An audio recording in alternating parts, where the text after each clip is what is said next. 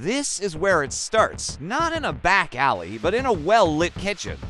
With a signature, a promise of protection, a contract. But in the wrong hands, this document isn't a shield. It's a blueprint, a script for the perfect crime. Because every clause, every coverage limit, every condition written to protect you can be reverse engineered to betray you.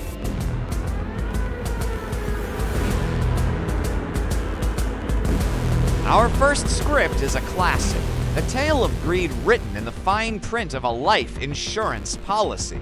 It's called the Dead Peasants Policy, or more formally, corporate-owned life insurance. Devereaux. People, it's about leveraging assets. Our employees are our most valuable resource. And we can ensure that resource. A company takes out life insurance policies on thousands of its low-level employees, janitors, clerks, line workers, naming the corporation as the sole beneficiary. The employees don't know they are human actuarial tables. For the company, it's a macabre investment. They pay the premiums, and when an employee dies, the company collects the tax-free death benefit. It's a bet on their own workforce's mortality. And for some, that's not enough. They want to cash in sooner. Shadowy figure, the janitor, Henry. He has a policy.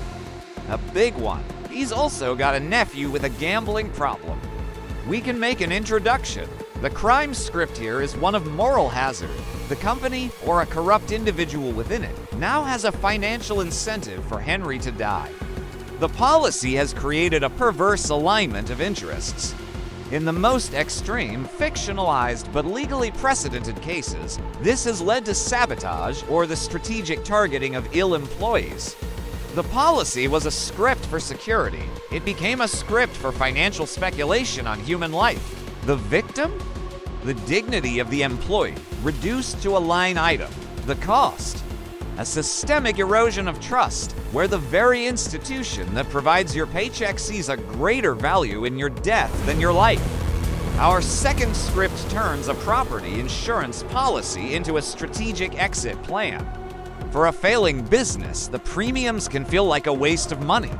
Until you realize the policy isn't for protection, it's for liquidation. Julian, Chloe, you're not looking at this correctly. Your inventory isn't worth $50,000. It's a liability. But your insurance policy, that's your asset. It's your seed funding for a new start. The policy script is now being read backwards. Instead of asking, what do I need to protect? The criminal asks, how can I trigger a payout? The policy details the replacement value of the building, the business interruption coverage, the value of the inventory.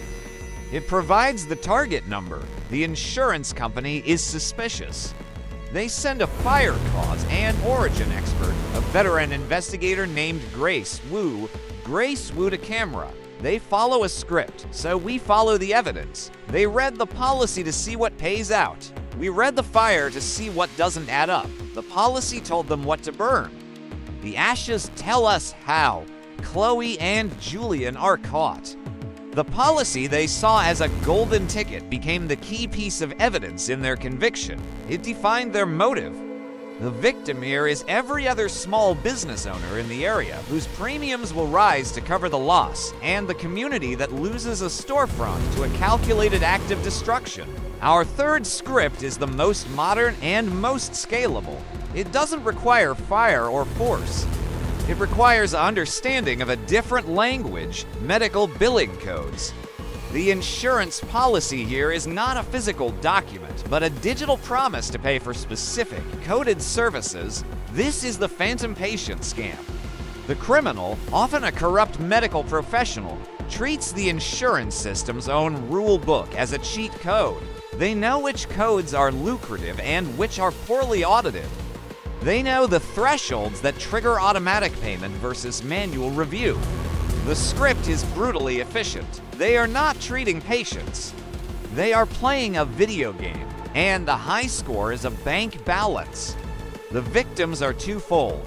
The insurance system, which is bled dry, and real patients like Lena. Lena on phone, frustrated.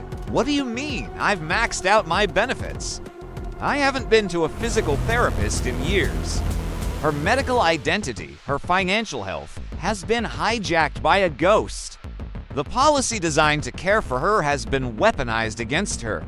And finally, the script that plays out on our public streets.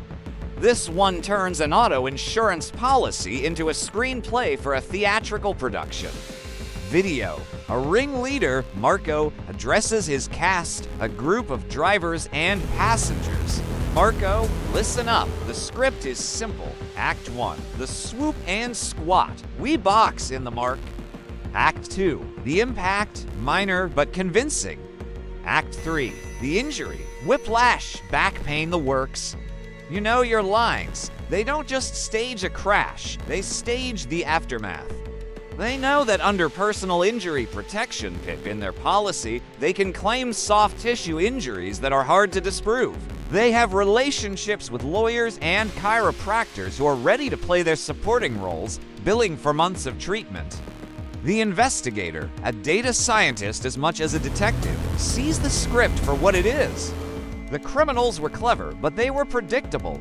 They followed the same plot too many times. The policy they exploited to file false claims created a digital paper trail that led directly to their door. In every case, the same pattern emerges. The document of trust is perverted into a tool of betrayal. The dark side of insurance isn't about the concept of protection. It's about the human capacity to corrupt any system, any rule book for personal gain. So, what's the takeaway? That insurance is bad? No, the takeaway is that a system is only as strong as the ethics of the people in it. These crimes are not impulsive. They are premeditated. They are researched. The criminal reads the policy, understands the incentives, and then writes their own twisted version of events. The fight back is happening on 3 levels. First, with technology, using AI to find the patterns in the scripts, to see the connections between actors that would be invisible to a human reader. Second, with regulation, closing the loopholes that allow for dead peasant policies and strengthening penalties. And third, with us, your awareness is a firewall. Reading your policy, asking questions, being skeptical of deals that seem too good to be true, and reporting suspicious activity. When we understand how the system can be abused, we become its most effective guardians. A policy is a script, but we choose the characters we play.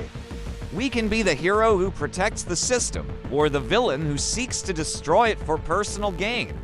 The document itself is neutral. It's just ink on paper or code on a screen.